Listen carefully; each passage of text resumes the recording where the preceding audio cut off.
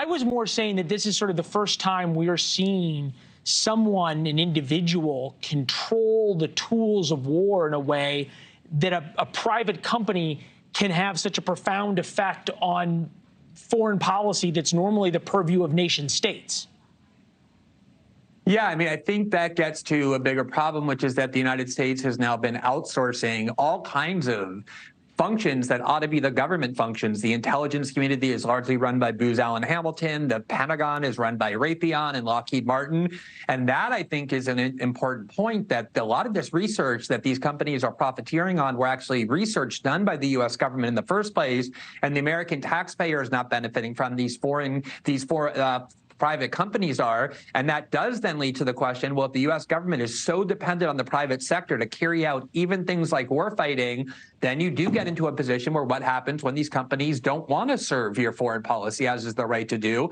And that, I think, is a legitimate concern.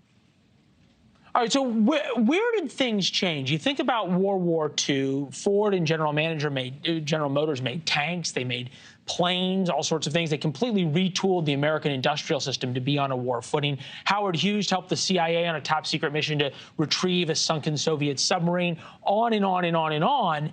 There, if not required by law, there always seemed to be a sense of duty by American companies, even either because they were being paid a lot of money, but also a sense of patriotism to sort of go along with and support the interests of the United States government.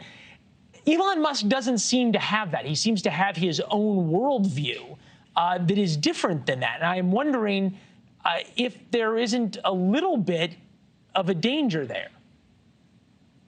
I think it's dangerous to suggest that your patriotic duty requires you to make yourself available, give your assets over to a foreign government to fight a very dangerous war. Elon Musk says, let's assume he's telling the truth, that he was concerned that attacking the Russian ships at bay could lead to nuclear escalation. He was hearing that from the Russians.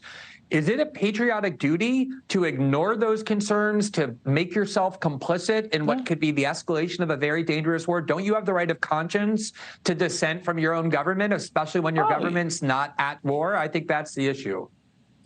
Yeah, no, there's no question you have the right to. I guess the larger point, though, is just because you have a right to do something also means that there's some consequences later on. I wonder if all of a sudden, if the U.S. government is using Starlink at times, if then all of a sudden he decides to turn it off. You mentioned that what he was hearing from the Russians.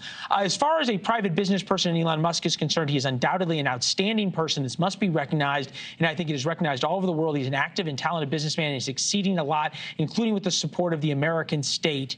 So says Vladimir Putin. You're known by the friends you keep, are you not?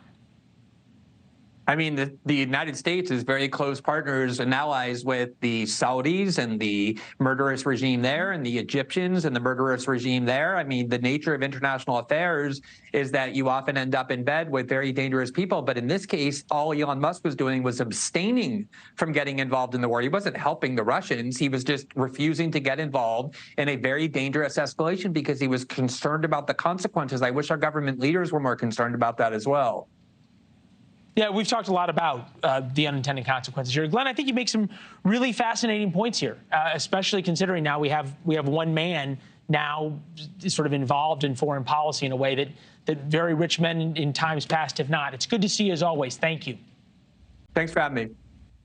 Thanks for watching. Go to newsnationnow.com to find NewsNation on your television provider. And don't forget to subscribe. Click the red button to get more of NewsNation's fact-driven, unbiased coverage.